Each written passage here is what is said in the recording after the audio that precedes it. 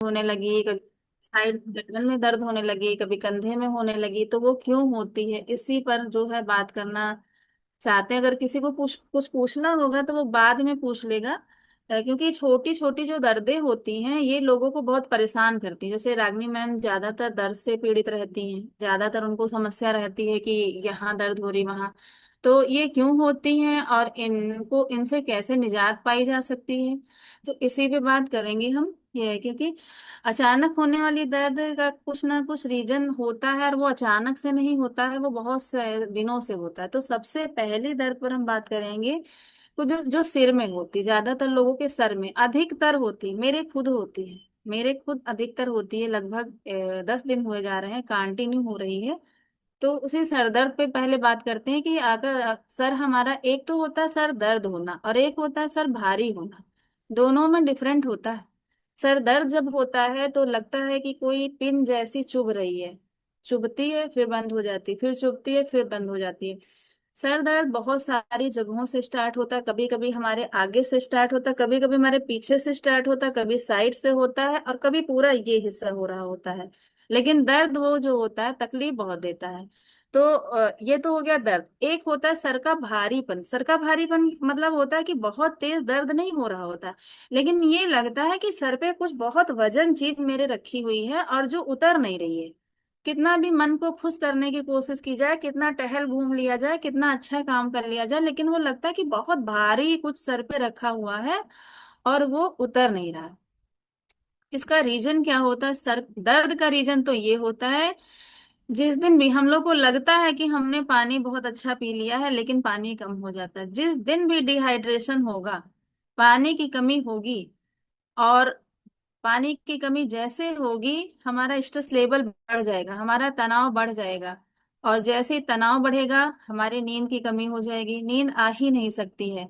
और पानी की कमी होगी तो इलेक्ट्रोलाइट्स की कमी हो जाती है, पानी में ही प्योर इलेक्ट्रोलाइट्स मिलते हैं। उसकी जैसे ही कमी होती है तो हमारे सर में दर्द स्टार्ट हो जाती है। फिर वो सर दर्द जब तक हम कोई पेन किलर ना ले लें, कितना भी हम लोग मेडिटेशन कर लें, कितना भी हम लोग जो है कुछ भी कर लें, कुछ भी अच्छा कर लें, वो सर दर्द ठीक नहीं होता है। तो उसका जो है रीजन यही है कि हमारे शरीर में जैसे ही पानी की कमी होती है, पानी की कमी के साथ में इलेक्ट्रोलाइट की कमी हो जाती है, और उसके बाद में हमारा स्ट्रेस लेवल बढ़ने लगता है, नींद की कमी हो जाती है और सर दर्द वो होने लगता है। तो इसका सबसे पहला रीजन जो है पानी की कमी। तो अगर हम अपने पानी को कंप्लीट कर रहे हैं कंटिन्यू, हम, क्योंकि कभी कभी काउंटिंग में हम लोगों से गलती हो जाती है, हमको लगता है कि हमने 1 बोतल 2 बोतल या 3 बोतल पानी पी लिया, लेकिन कभी कभी ये होता नहीं कि हो सकता है वो बोतल आधी ही भरी हो, या हो सकता है वो जो पानी हमने पिया है थोड़ा पानी पी के छोड़ दिया हो। हम हमने अपने मन को सेटिस्फाई कर लिया कि हमारा 3 लीटर पानी हो गया, लेकिन हमारे सर को नहीं मिला वो चीज, हमारे सर तक वो पानी नहीं पहुंचा, और सर ने अपना जो है इशारा देना शुरू कर दिया कि मेरे तक पानी नहीं पहुंचा, और वो सरदर्द के रूप में हमको बताने लगता है कि पानी की कमी हो गई है। इसलिए सरदर्द का रीजन जो पहला होता है वो पानी की कमी होता है। पानी की कमी जैसे होती है तो तुरंत हमारा स्ट्रेस लेवल बढ़ जाता है। तो इसका जो है उपाय यही है, पानी भरपूर मात्रा में पिया जाए, और पानी जब भी सरदर्द हो तो पानी हमको कम से कम 3 ग्लास एक्स्ट्रा पीना चाहिए, वो भी धीरे धीरे करके। हमारा सर दर्द नॉर्मल होने लगेगा धीरे धीरे करके, और उसके बाद जो है हो सकता है बंद भी हो जाए। आंखें बंद करके अंधेरे कमरे में लेट जाना चाहिए थोड़ी देर, और बिल्कुल रिलैक्स कर देना चाहिए। उस टाइम पर कुछ भी नहीं सोचना चाहिए, कुछ भी ना। जो हमारा पास्ट बीत गया, आने वाला जो प्रेजेंट, आने वाला जो फ्यूचर है और जो प्रेजेंट है, कुछ उस टाइम पर बिल्कुल शून्य में अपना दिमाग लिए जाएं और बिल्कुल सोचना बंद कर दें। तो क्या होता है कि सर दर्द में थोड़ी सी निजात मिल जाती है। और जो भारीपन होता है, भारीपन जो सर का आता है, वो हमारा जब स्ट्रेस लेवल बहुत हाई हो जाता है और वो किसी तरीके से स्ट्रेस हमारा नॉर्मल नहीं हो पा रहा होता है, तो सर हमारा भारी होता है। तो अपने स्ट्रेस को नॉर्मल करने के लिए मेडिटेशन किया जा सकता है, उससे सर भारीपन दूर हो जाएगा। सर दर्द जो होगा वो मेडिटेशन से नहीं दूर होगा, लेकिन जो भारीपन है वो भ्रामरी जो किया जाता है, अनुलोम विलोम किया जाता है, और जो कपाल भाती किया जाता है, उससे भारीपन दूर हो जाएगा। तो भारीपन दूर करने के लिए जो है मेडिटेशन, प्राणायाम, और सरदर्द को दूर करने के लिए केवल एक चीज है कि पानी हम भरपूर मात्रा में पिए, धीरे धीरे करके पिए, और अपने चेहरे को कम से कम 3 से 4 बार छींटा मारकर धुलें, जिससे उसको राहत मिले। तो हमारा सर दर्द में आराम मिल सकती। अगर इसके बाद भी नहीं आराम मिल रही है, 3 दिन तक कंटिन्यू सर दर्द हो रहा है, तो हमको पेन किलर लेने की जरूरत है, क्योंकि फिर वही सर दर्द धीरे धीरे करके माइग्रेन बनने लगता है, और फिर वो ज्यादा समस्या क्रिएट होने लगती है। तो ये तो एक हो गया सर का दर्द। अगला एक दर्द होता, ज्यादातर लोगों में होता, लोग ऐसे ऐसे ऐसे किया करते हैं, गर्दन का दर्द। नॉर्मली है, अधिकतर लोगों में हो सकता है। क्यों हो जाता है? गर्दन का दर्द हमेशा जो होता है गलत पोस्चर से होता है। गलत पोस्चर में बैठने से, गलत पोस्चर में सोने से, या अचानक से गर्दन को मोड़ कर कुछ देखने से। अगर हम कोई बैक से हमको आवाज दे रहा है और हमने अचानक से गर्दन मोड़ दी और ध्यान नहीं दिया, तो क्या होगा कि गर्दन में दर्द स्टार्ट हो जाएगी। और गर्दन का दर्द का एक और रीजन है मोबाइल और लैपटॉप का ज्यादा यूज करने से। इसमें भी गर्दन में दर्द है, क्योंकि मोबाइल जब भी हम देखेंगे तो ऐसे नहीं देखेंगे। अगर लेट के देख रहे हैं तो सामने देखेंगे, अगर बैठ के देख रहे हैं तो नीचे झुका झुका के गर्दन देखेंगे। लैपटॉप भी अगर देख करेंगे, अगर हमने उसको बराबर स्पेस पे रखा है तब तो हम सामने देखेंगे, लेकिन अगर कुछ लोग लैपटॉप को अपनी गोदी में रख के काम करते हैं तो क्या होता है, नीचे देखा करते हैं। तो जब गर्दन हमारी पार्टिकुलर बहुत ज्यादा नीचे झुकी होगी, बहुत ज्यादा साइड में होगी, बहुत ज्यादा जो है ऊपर को हम देखेंगे, तो गर्दन में दर्द होना बिल्कुल स्वाभाविक है। तो इसको दूर करने के लिए सबसे मेन इसका है कि हमको सबसे पहले और सबसे ज्यादा से ज्यादा स्क्रीन टाइम को कम कर देना है।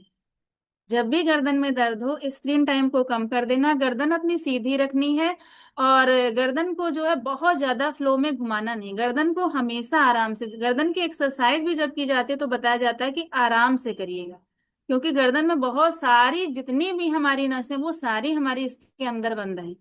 ये देखने में बाहर से पतली है लेकिन सब कुछ इसी के अंदर है। तो उसको जो है बहुत आराम से मूवमेंट कराना चाहिए। पोस्चर हमेशा गर्दन का सही रखना चाहिए। लेटते समय केवल इतना ऊंचा लगाना चाहिए कि हमारी गर्दन के, सर के और गर्दन कंधे के बीच में जो स्पेस है बस उतना हो। बाकी ऊंचा अगर हमने लगा ली पिलो या कुछ रख लिया, तो गर्दन में दर्द होने लगेगी। तो उसको दूर करने के यही उपाय है कि पोस्चर अपना सही रखा जाए, स्क्रीन टाइम मोबाइल और लैपटॉप का कम कर दिया जाए, तो गर्दन में दर्द नहीं होगी। अगली चीज होती है कंधे का दर्द। ज्यादातर लोगों के कंधे का दर्द होता है, और जब वो ज्यादा बढ़ने लगता है तो लोग कहने, वो डॉक्टर्स कहने लगते हैं कि न्यूरो की प्रॉब्लम स्टार्ट हो गई है।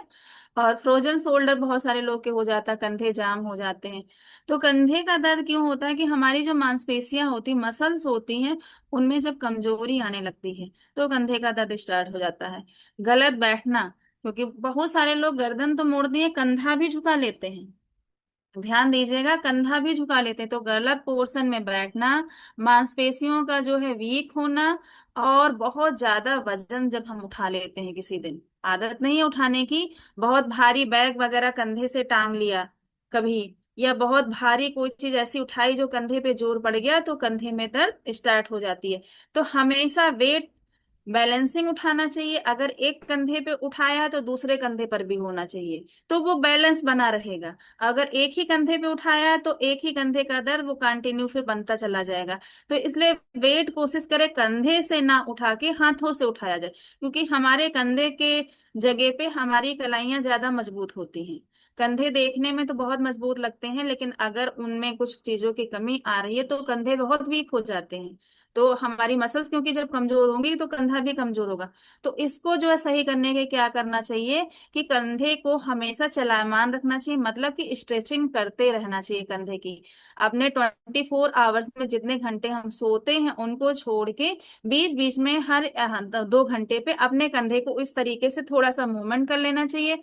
कंधे को सीधा कर लेना चाहिए, फिर कंधे को झुका लेना चाहिए, फिर थोड़ा सा कंधे को राउंड कर लेना चाहिए, जिससे क्या होता है कि कंधों के जो जोड़ होते हैं उनमें मूवमेंट होता है और कंधे हमारे एक्टिव हो जाते हैं। मसल्स वहां की जो होती है धीरे धीरे करके हेल्दी होने लगती हैं। और हमेशा सही पोस्चर में बैठना चाहिए, सीधे बैठना चाहिए। सीधे बैठने से केवल हमारी स्पाइन ही नहीं सीधी होती, रीढ़ की हड्डी ही नहीं सीधी होती, हमारे कंधे, हमारी गर्दन, और यहाँ तक कि हमारा पेट भी अंदर होता है।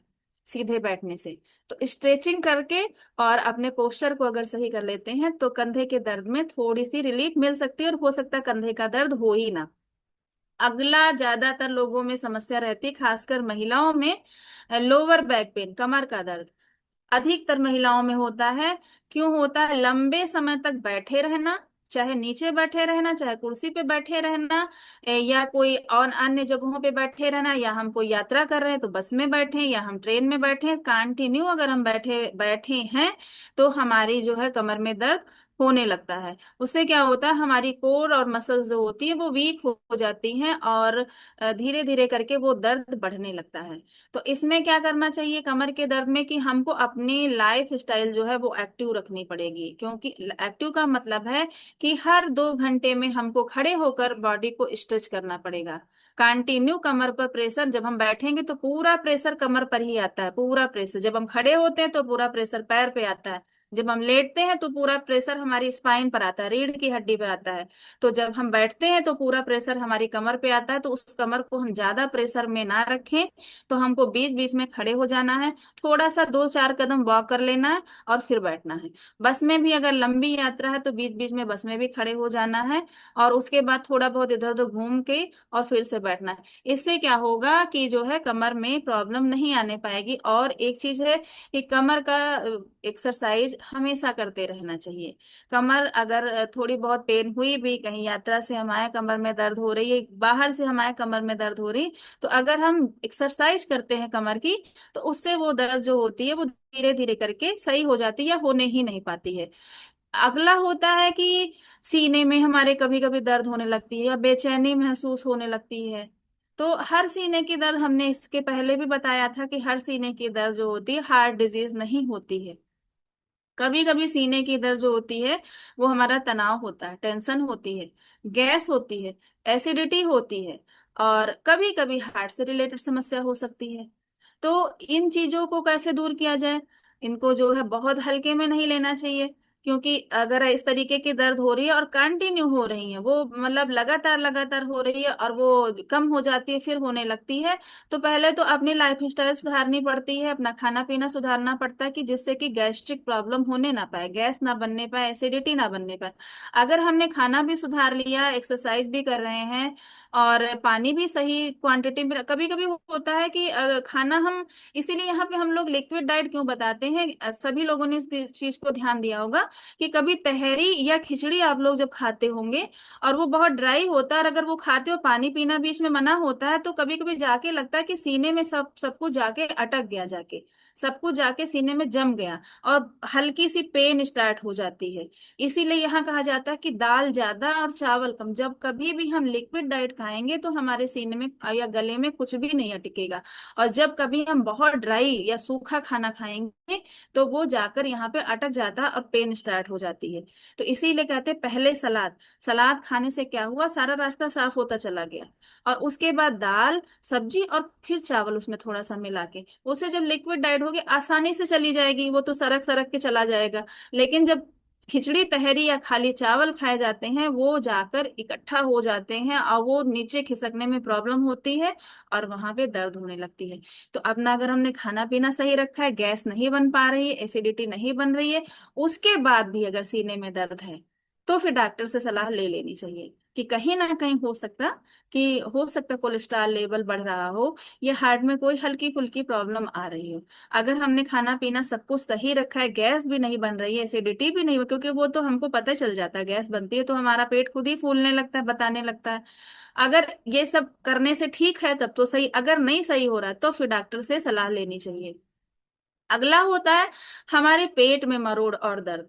अभी गर्मियां आ रही हैं, अभी अगर हम लोग यहाँ ना होते तो ज्यादातर ये समस्या होती, आए दिन की समस्या थी सबकी। तो क्या कारण था? खाना पीना नहीं सही है, गैस बन रही है, कब्ज बन रही है, बार बार वॉशरूम जा रहे हैं, पेट तब भी क्लियर नहीं है। और जब पेट क्यों नहीं क्लियर है? खान पान में हमारी गड़बड़ी है। खान पान में गड़बड़ी होने के कारण क्या होता है कि इरिटेबल बाउल सिंड्रोम होता है, उसकी वजह से हमारे पेट में मरोड़ होने लगती है। अजीब सी मरोड़ होगी और मन होगा वॉशरूम भागे, दौड़े। तो वो कैसे होने लगती है? जब भी हमारा खाना पीना फ्रेश नहीं होता, थोड़ा सा भी अगर हमने रखा हुआ खाना खा लिया, या कोई शायद कभी कभी ऐसी चीजें होती हैं जो खाने में बड़ी टेस्टी होती है लेकिन वो हेल्दी नहीं होती हैं, उनकी वजह से जो होता है मरोड़ स्टार्ट हो जाती है, फिर पेट में कभी कभी बहुत भयंकर दर्द स्टार्ट होती है। वो दर्द ऐसी होती है कि वो पेन किलर कभी कभी लेने के बाद भी नहीं सही होती है। क्योंकि क्या होता है ना कि जब पूरी तरीके से पेट में वो खाना जाके पूरा अपना उसने फैला दिया, एसिडिटी गैस और सब कुछ, तो क्या होता है वो कंट्रोल करने में बहुत टाइम लग जाता है। तो इसलिए यहाँ पे कहते हैं कि खाना पीना जितना भी खाइए फ्रेश खाइए, रखा हुआ खाना बिल्कुल नहीं खाना, और खाने की क्वांटिटी हमेशा एक मीडियम रेंज में या नॉर्मल रेंज में रखी जाए। खाना कभी भी ज्यादा ना होने पाए। एक चम्मच भी खाना अगर हम ज्यादा खा लेते हैं, वो हमारे पेट के लिए ओवर हो जाता है। लगता तो है कि खाना टेस्टी है, ला खा लें खा लें, लेकिन उसके बाद पेट जो होता है वो रिएक्ट करता है, और उसको क्योंकि डाइजेस्ट करने में परेशानी होती है। तो अपनी डाइट सुधारनी है। डाइट जितनी बताई गई उतनी ही रखनी है, उसमें ज्यादा नहीं करना। भूख अगर महसूस होती है बाद में महसूस, तो पानी पी के अपनी भूख को कंट्रोल करना, लेकिन खाने से भूख को कंट्रोल नहीं करना है। खाने से उसको जो है मन नहीं भरना है अपना, क्योंकि वो अगर थोड़ा भी ज्यादा होगा तो हमारा शरीर या तो उठा के बाहर फेंक देगा, और या तो फिर वो हमारे पेट में प्रॉब्लम स्टार्ट कर देगा।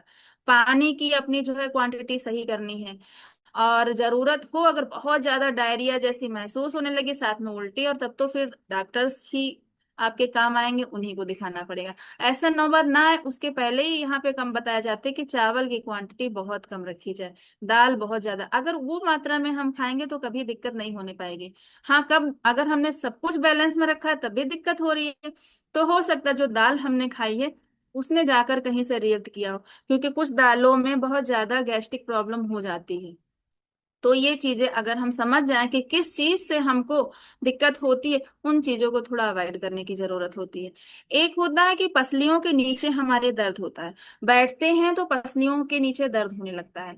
तो लोग बहुत सारे आइडिया लगाने लगते हैं, कोई बताएगा किडनी में प्रॉब्लम हो रही है, कोई बताएगा कुछ, मतलब बहुत सारे लोग मतलब दर्द जैसे होगा, लोग जो है बहुत सारी प्रॉब्लम्स को आइडिया लगाने लगते हैं। हमेशा पसलियों में दर्द होने का रीजन एक नहीं होता। पसलियों में दर्द होने का रीजन होता है कभी कभी हमारी डाइजेशन से रिलेटेड समस्या भी होती है। जिस दिन हमारा डाइजेशन नहीं सही होगा पसलियों में दर्द हो सकती है। गैस भी पसलियों में जो है फंस जाती है।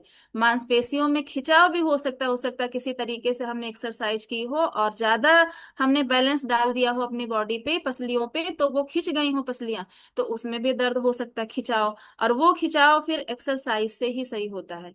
जब हल्की फुल्की एक्सरसाइज से करेंगे तो वो खिंचाव फिर अपने नॉर्मल जगह पे आ जाएगा। तो ये कारण होते हैं मांसपेशियों में दर्द के। इनको जो है कभी कभी क्या होता है कि अगर ये सारी दिक्कतें नहीं हैं तो कभी कभी लीवर और गॉल ब्लेडर से जुड़ी समस्या हो सकती है, लेकिन वो बहुत रेयर होती है, वो इतनी आसानी से नहीं होती है। तो इसके लिए क्या करना है कि अपना खाना और अपनी लाइफ स्टाइल दोनों पर ध्यान देना है। और एक्सरसाइज जब भी करनी है इतना प्रेशर डाल के नहीं करनी है कि पसलियों में खिंचाव होने पाए, बस। अगर इसके बाद भी वहां पे कंटिन्यू दर्द बनी हुई है तो फिर ध्यान देने की जरूरत है कि अब क्यों दर्द है। अब तो हमने अपना सब कुछ सही कर लिया है, तो जो है लेकिन यहाँ पर जो लोग आ रहे हैं लगभग अगर कोई कहता भी है कि ऐसे खिंचाव है, तो 2-3 दिन में उनकी समस्या सॉल्व हो जाती है। अगला होता है घुटनों में दर्द।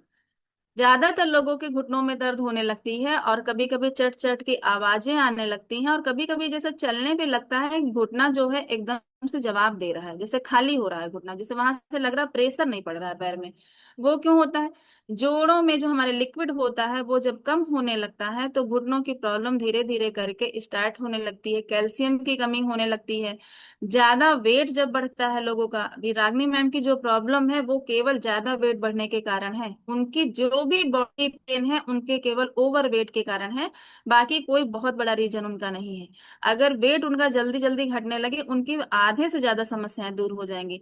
तो ओवर वेट होने के कारण, कैल्शियम की कमी के कारण, और घुटनों का जो ग्रेस ग्रीस होती है उसकी कमी के कारण घुटनों में दर्द होने लगती है। लेकिन अभी मुझे लगता है यहाँ जितने लोग आ गए हैं, पहले अगर होगी भी दिक्कत तो अभी वहां यहाँ ये दिक्कत सही होगी। तो उसके लिए क्या करना है कि हल्का सा घुटनों का व्यायाम जरूरी है कराना। बैठ आराम से घुटनों का व्यायाम करें। घुटनों का जो जोड़ होता है वो हमारी बॉडी का इंपॉर्टेंट हिस्सा होता है। पूरा शरीर हमारा हमारे घुटनों पर टिका होता है। अगर वो काम नहीं करेंगे तो हम खड़े ही नहीं हो पाएंगे। तो हल्की एक्सरसाइज करनी चाहिए, घुटनों की एक्सरसाइज। और अपने वेट को कंट्रोल करना है। वजन नियंत्रण रहेगा, घुटनों में दर्द नहीं आएगी। कैल्शियम की टेबलेट जो है वो हमको 3 महीने पे या 6 महीने पे ले लेनी चाहिए। और विटामिन डी भी पर्याप्त मात्रा में मिलना चाहिए। विटामिन डी का सबसे अच्छा स्रोत तो सभी लोग जानते हैं, सूर्य की रोशनी होती है। थोड़ा बहुत जो है विटामिन डी सूर्य की रोशनी से हमको लेना चाहिए। थोड़ा बहुत धूप में जाना चाहिए, खास करके सुबह की धूप में। दोपहर की धूप इस समय बहुत तेज होती है, तो सुबह की धूप में अगर थोड़ा सा हम निकलते हैं तो हमारी जितनी भी हड्डियां हैं थोड़ा सा मजबूत होने लगती हैं, उनको विटामिन डी पर्याप्त मात्रा में मिल जाता है। एक होती है कूल्हों में दर्द।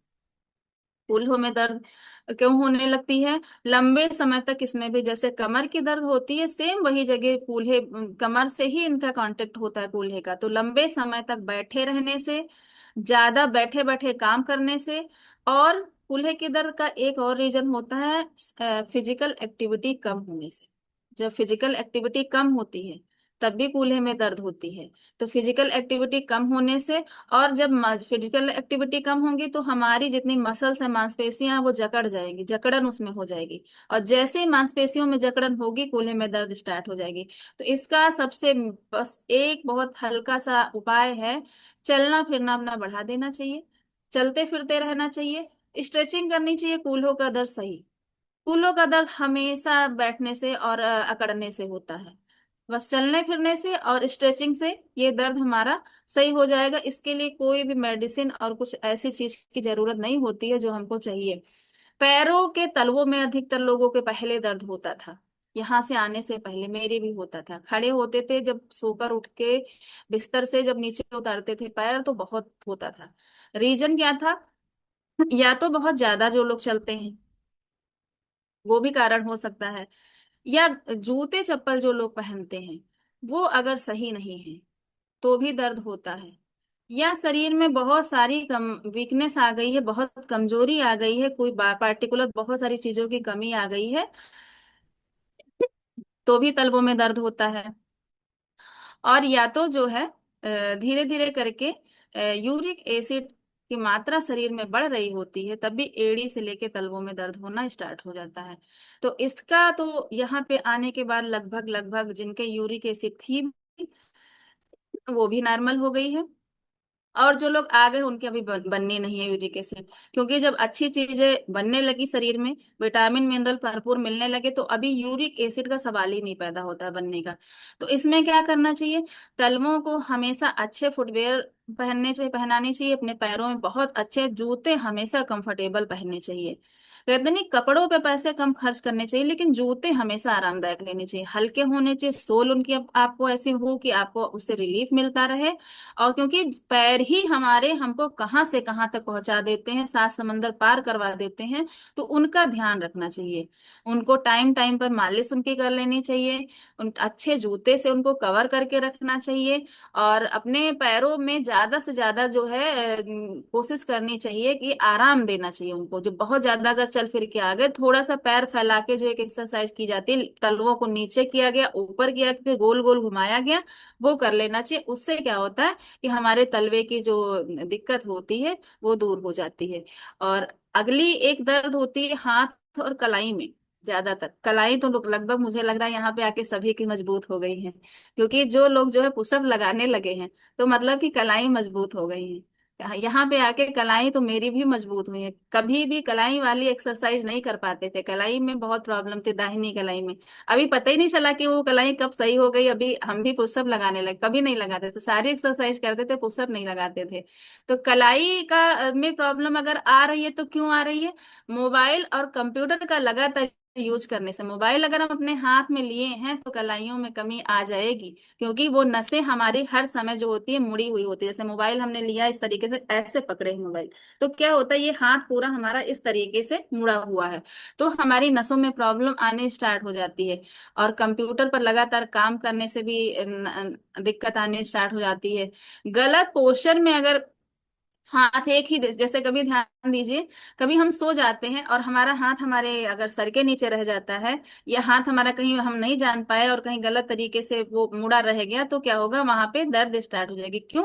क्योंकि वहां पर हमारा जो ब्लड सर्कुलेशन होता है, ब्लड के साथ में हमारी ऑक्सीजन भी फ्लो करती है, ऑक्सीजन और ब्लड दोनों साथ में फ्लो करता है, वो वहां तक नहीं पहुंच पाता, वहां पे रोक लग जाती है, एक बाउंड लग जाता है, उसकी वजह से कलाइयों में दर्द होने लगती है। और टीवी ओ लैपटॉप और मोबाइल ज्यादा चलाने से नसों में प्रॉब्लम धीरे धीरे करके स्टार्ट हो जाती, नसें वीक होने लगती हैं, और इसलिए कलाइयों में और हाथों में दर्द होने लगता है। तो इसके लिए क्या करना चाहिए कि अगर मोबाइल पर हम काम कर रहे हैं, कोई हमारा काम अगर है, हमारा बहुत सारे लोग का मोबाइल और लैपटॉप पर ही काम होता है, तो वो काम करते करते हमको ब्रेक देना चाहिए अपने हाथों को। हर एक काम को लगातार नहीं करना चाहिए, कि हमको 8 घंटे की हमारी ड्यूटी है तो हम 8 घंटे अपने हाथ को चला रहे हैं, उसको हमने आराम ही नहीं दिया, उसको ब्रेक देना चाहिए। हाथों की स्ट्रेचिंग कर लेनी चाहिए, कलाइयों को मोड़ लेना चाहिए, उंगलियों को बंद कर लेना चाहिए, खोल लेना चाहिए, और उंगलियों को इस तरीके से, इस तरीके जैसे भी हो सके उनको तोड़ मरोड़ के इस तरीके से थोड़ा सा करना चाहिए, जिससे क्या होता है, वो उंगलियां हमारी एक्टिव हो जाए, मूवमेंट उसमें बहुत अच्छा हो जाए। तो धीरे धीरे करके क्या होता है कि जो है कलाइयों में रिलीफ मिलनी स्टार्ट हो जाती है। और जरूरत हो तो जो है रिलैक्स दे देना चाहिए, किसी किसी दिन पूरा दिन रिलैक्स दे देना चाहिए अपनी कलाइयों को, तो हमारी कलाई धीरे धीरे करके मजबूत हो जाती हैं। और सबसे लास्ट जो दर्द होती है, अधिकतर सबके होती है, फुल बॉडी पेन, मांसपेशियों में दर्द। सारी मांसपेशियां जहां जहां की मसल्स हैं सब में दर्द हो रही, मसल्स पेन हो रही है। तो वो क्यों हो रही है? ओवर वर्क करने के कारण, ज्यादा काम। देखिए, जब भी आप लोग भी आइडिया लगाइए, घर में घरेलू काम जब महिलाएं करती हैं, किसी दिन बहुत ज्यादा काम जब कर डालेंगी, कपड़े भी धुल लिए, घर की सफाई भी कर ली, खाना भी बना लिया, कोई एक्स्ट्रा काम और भी कर लिया, पूरा दिन मतलब काम में लगी, तो क्या होगा, फुल बॉडी पेन स्टार्ट हो जाएगी। तो जब कभी भी ओवर वर्क किया जाएगा, हमारी कैपेसिटी से ज्यादा हम वर्क करेंगे, तो हमारी बॉडी में पेन होने लगेगी। और क्या होता है, विटामिन डी की जब कमी होती है हमारे शरीर में, हमारे शरीर में जब भी विटामिन डी की और विटामिन B12 की कमी होने लगेगी, तब भी हमारी मांसपेशियों में दर्द स्टार्ट हो जाएगी। अभी यहाँ पर क्यों नहीं हो रही लोगों के? क्योंकि विटामिन B12 जो है, वो आपका जो आप लोग शेक ले रहे हो उससे कंप्लीट हो रहा है, और जो मल्टी विटामिन ले रहे हो उससे कंप्लीट हो रहा है। तो अभी यहाँ पर सभी लोग काम बहुत ज्यादा कर लेते हैं, ओवर वर्क कर लेते हैं, लेकिन उनके बॉडी में पेन नहीं होता है। तो क्यों नहीं होता? क्योंकि सभी लोगों ने लेना स्टार्ट कर दिया। और एक चीज होता है, पानी की भी जब कमी होती है तो मांसपेशियों में दर्द होने लगती है। तो इसके लिए क्या करना चाहिए? आराम करना चाहिए। जब बहुत ज्यादा दर्द हो, स्ट्रेचिंग कर लेनी चाहिए, शरीर को खड़े होकर इधर से थोड़ा सा इधर से झुका के कर लेना चाहिए। पानी जो है भरपूर मात्रा में पी लेना चाहिए, जिससे कि इलेक्ट्रोलाइट कंप्लीट हो जाए। और मल्टी विटामिन का सेवन अगर कंटिन्यू हम करते रहते हैं, तो मांसपेशियों में दर्द नहीं होती है। तो मांसपेशियों में दर्द हमेशा B12 की कमी से ही होती है, अभी पहले होती थी सभी के, अभी कम हो गई है, तो वो भी कंप्लीट होते। तो ये हमारे 12 तरीके के बॉडी पेन होते हैं, जो कहीं ना कहीं से हम लोगों को बहुत परेशान करते हैं। बाकी तो कभी कान दर्द होने लगा, कभी आंख दर्द होने लगी, और कभी दांतों में दर्द होने लगी, वो तो एक स्पेशली किसी चीज के लिए दर्द होती है, वो हमारी लाइफ स्टाइल से नहीं जुड़ी हुई होती है, वो हमारी किसी कमी से जुड़ी हुई होती है। लेकिन ये हमारी लाइफ स्टाइल से 12 दर्द जुड़ी होती है। अभी यहाँ पर लाइफ स्टाइल सभी की सही हो गई है, तो लगभग लगभग ये दर्द सही हो गई। जिनकी लाइफ स्टाइल अभी नहीं सही हुई है, उनके दर्द बनी हुई है। जिनकी लाइफ स्टाइल अभी नहीं सही हुई है, उन्हीं के दर्द बनी हुई है। तो बस अपनी लाइफ स्टाइल पे काम करना है, दर्दें सारी ठीक हो जाएंगी। क्योंकि दर्द हमेशा के लिए नहीं होती है, और अगर हमेशा के लिए उनको हमने अपने शरीर में जगह दे दी, फिर वो हमको छोड़कर कभी नहीं जाएंगी, हम उनके हैबिचुअल हो जाते हैं, आदी हो जाते हैं, और फिर हम दवाओं पर डिपेंड हो जाते हैं, और दवाएं ले लेके हम दर्दों को ठीक करते हैं। तो कोई जरूरी नहीं है कि अगर हमारी हल्की फुल्की ऐसी पार्टिकुलर कोई बहुत बड़ी समस्या, भयंकर गंभीर नहीं है, तो हम दवाओं पर ही डिपेंड रहें। अगर हम स्ट्रेचिंग करके, थोड़ा सा चल के, पानी पी के, और हल्की फुल्की एक्सरसाइज करके चीजों को कंट्रोल कर सकते हैं, तो हर चीज में दवाएं ही नहीं लेनी चाहिए।